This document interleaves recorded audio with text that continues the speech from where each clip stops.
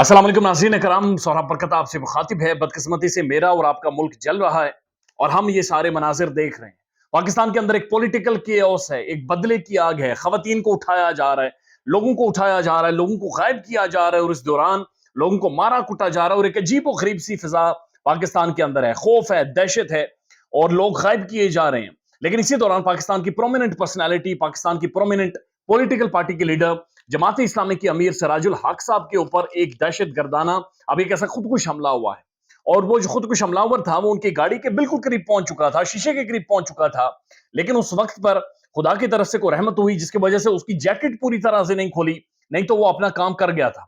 जिस मकसद के लिए उसे भेजा गया था वो अपने मकसद में कामयाब हो गया था। बस खुशकिस्मती ये रही या अल्लाह की तरफ से खास करम हुआ कि वो जैकेट आखिरी टाइम पर नहीं खुली, नहीं तो हम शायद एक बहुत बड़े पॉलिटिशियन, एक मजहबी शख्सियत, एक बड़ी जबरदस्त पॉलिटिकल पार्टी के अमीर से महरूम हो जाते।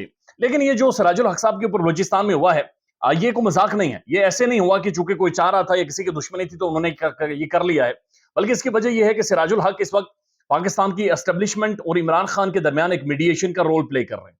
आपने देखा होगा कि सिराजुल हक इससे पहले तमाम पॉलिटिकल पार्टी से मिले, इमरान खान से जाकर मिले और फिर ये एस्टेब्लिशमेंट से भी उन्होंने मिलना था। तो ये मामलात को सेटलमेंट की तरफ जा रहे थे, ये मामलात को सुलझाने की तरफ जा रहे थे, ये मामलात को सॉर्ट आउट करवाने की तरफ जा रहे थे। और सिराजुल हक वाहिद शख्सियत हैं जो इस सारे कियास में, इस सारे मामले में इस वक्त एक न्यूट्रल बंदा थे, जिनकी बात सब सुन रहे थे या कम से कम जिनकी वजह से एक दूसरे को मैसेजेस कम्युनिकेट हो रहे थे। यानी इधर का मैसेज उधर, उधर का मैसेज इधर कम्युनिकेट हो रहा था। जो सींग अटके हुए थे उन सींगों को सिराजुल हक निकाल रहे थे और कम से कम कह रहे थे कि बातचीत के लिए बैठ जाएं ताकि ये मुल्क आगे बढ़े। तो सिराजुल हक बड़ी इंपॉर्टेंट तरीन पर्सनैलिटी, उनके ऊपर इस तरह का अटैक होना, इसका मतलब यह है कि कोई बड़े मुतहर्रिक है और बड़ी प्लानिंग है, बड़े थिंक टैंक्स हैं जो ये सोच रहे हैं कि ऐसे लोगों को करीब ना जाने दिया जाए, ऐसे लोगों को खत्म कर दिया जाए या फारिग कर दिया जाए जो इस वक्त पॉलिटिकल जो तनाव है, जो मामलात खराब है, जो रियासती इदारे और पीटीआई आमने सामने खड़ी है, जो पीडीएम इसका मजाक उड़ा रही है, जो पीडीएम कार्रवाइयां कर रही है, ये जो सारा टेंशन का एक माहौल बना हुआ है, ये कहीं खत्म ना हो जाए। इस वजह से तमाम तरह उन लोगों को जो कि इसमें कोई रोल प्ले करना चाह रहे हैं, ये खत्म करवाना चाह रहे हैं, उन्हें फारिग कर दिया जाए। और सिराजुल हक साहब के ऊपर जो अटैक हुआ है, ऐसा ही महसूस हो रहा है जैसे कि इसी तरह की एक कार्रवाई थी या इसी तरह की एक सोच है। इसका मतलब यह भी है कि पाकिस्तान के इदारों के खिलाफ, पाकिस्तान के पॉलिटिशियंस के खिलाफ और पाकिस्तान के अंदर जो माहौल है, ये सिर्फ पाकिस्तान के अंदर से नहीं हो रहा बल्कि बाहर से भी शायद कंट्रोल हो रहा है और मैनेज किया जा रहा है। और बदकिस्मती ये है कि 2023 में हम एक ऐसी जगह पर आ गए हैं कि जहां पर चीजें खराब होती हुई दिखाई दे रही है, ठीक नहीं हो रही।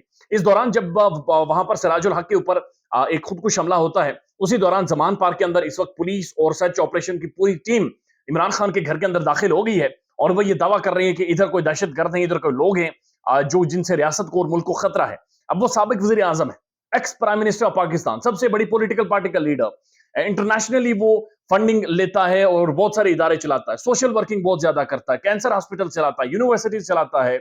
एक ऐसी शख्सियत के ऊपर अगर इस तरह के इल्जाम लगाकर भोंडा या झूठा केस बनाया जाएगा तो दुनिया में क्या इमेज जाएगा, यानी मैसेज क्या कन्वे कर रहे हैं आप। बड़ी मुश्किल से फैटफ से निकले हैं, बड़ी मुश्किल से दहशत गर्दी की लानत से जान छुड़ाई है, बड़ी मुश्किल से ये मुल्क आगे बढ़ रहा था, बड़ी मुश्किल से चीजें इस मुल्क में बेहतर हो रही थी।